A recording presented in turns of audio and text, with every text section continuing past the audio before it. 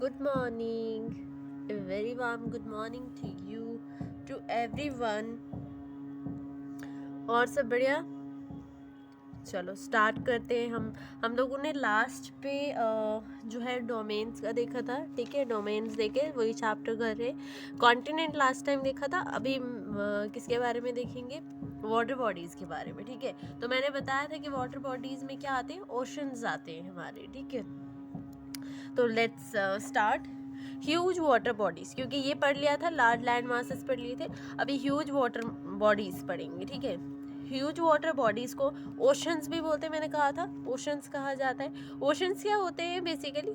Ocean जो है हमारा हाइड्रोस्फीयर का पार्ट है, ठीक है। अभी आगे हाइड्रोस्फीयर का टॉपिक आएगा, उसको उसमें हम देखेंगे, स्टडी करेंगे। बेसिकली वाटर के बारे में बात कर रहे हैं, ठीक है। डोमेन होता है हमारा एक चीज़ का किंगडम। जैसे लैंड है, जहाँ जिस एरिया पे लैंड है, पूरा एरिया लैंड का है, दैट मीन्स वो उसका किंगडम है। वहाँ पे सारी स्पीशीज प्लांट्स की, एनिमल्स की अवेलेबल है, ठीक है। वाटर हाइड्रोस्फीयर एक किंगडम है खुद का, ठीक है। उसमें अपने उसके वाटर में फाइटो प्लैंटॉन्स, जू प्लैंटॉन्स होते हैं, ठीक है। तो ये किंगडम, डोमेन का मतलब किंगडम होता है, ठीक है। तो दैट मीन्स ये जो ओशंस हैं, ओशंस हमारा मेजर पार्ट है हाइड्रोस्फीयर का। ये इंटरकनेक्टेड होते हैं, आपको पता है हमारे सारे ओशंस इंटरकनेक्टेड होते हैं with each other, and we have the 4 oceans, okay. हमारे पास 4 ओशंस होते हैं। और ओशन की मूवमेंट्स, जैसे हमारे जो टाइप्स ऑफ मूवमेंट होती है ओशन की, वो कौन सी? आपने टाइड पढ़े हैं, आप वेव पढ़ोगे नेक्स्ट, ठीक है। उस ओशन करंट पढ़ा जाएगा। वेव्स क्या होती हैं, ठीक है, वो जो हमारी पानी के ऊपर आपको लहरें देखने को मिलती हैं, ठीक है। फिर टाइड्स होती हैं, लहरें देखने को मिलती हैं हमारे ऊपर, ठीक है, छल्लियाँ पानी की। ओशन करंट्स जो हमें ओशन के ऊपर 2 बार लहरें आती हुई मिलती हैं, ठीक है।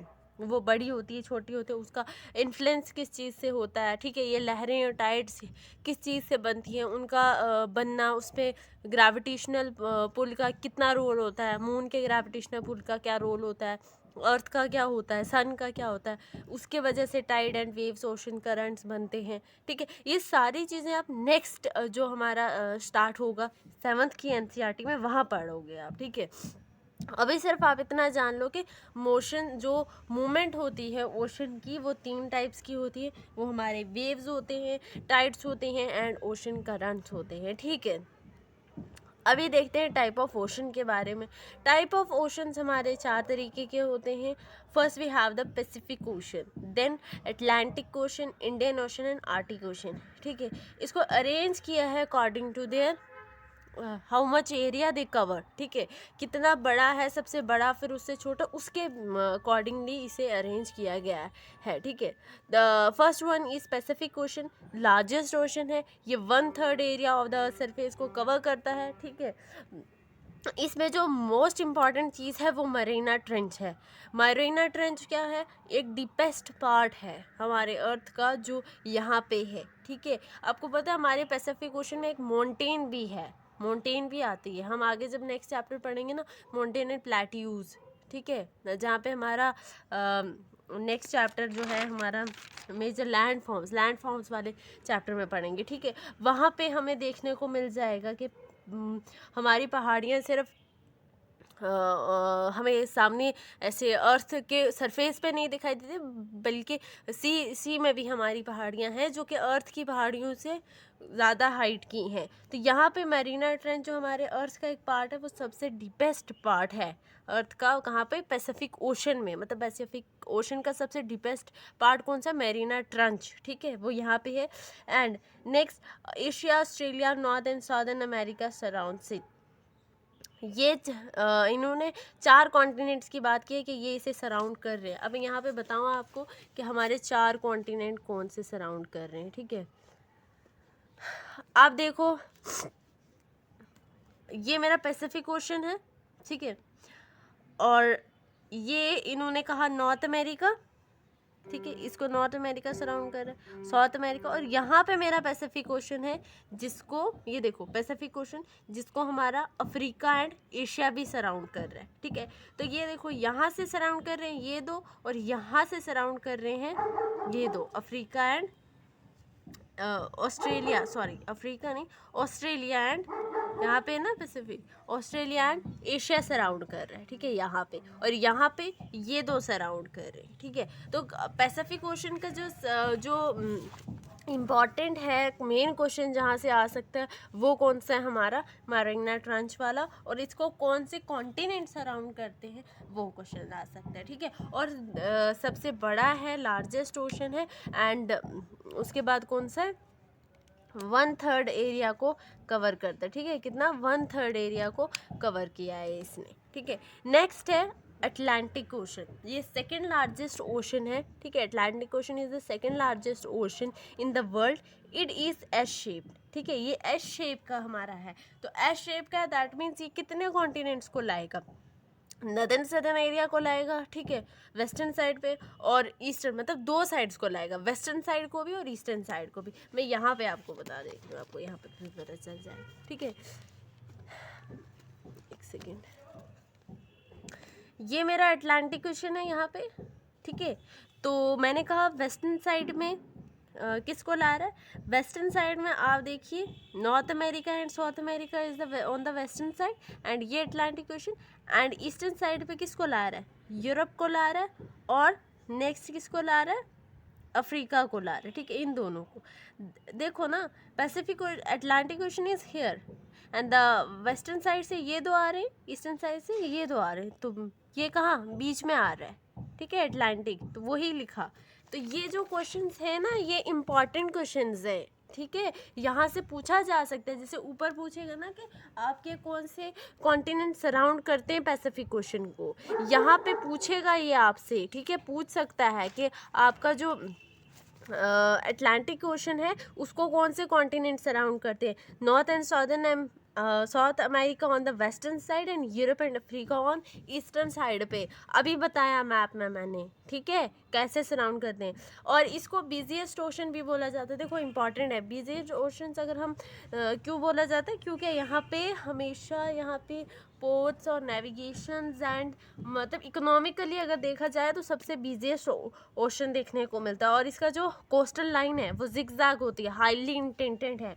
मैंने नोटबुक पे नहीं बना के रखा, मैं आपको टेक्स्ट बुक में बता देती हूँ कि कैसा रहता है इसका। देखो ये मैंने टेक्स्ट बुक लाई है, ये इसका इंटेंडेंट कोस्टल लाइंस है, देखो this is called the zigzag and intended coastal lines, समझ में आ रहा है, दिख रहा है, ठीक है।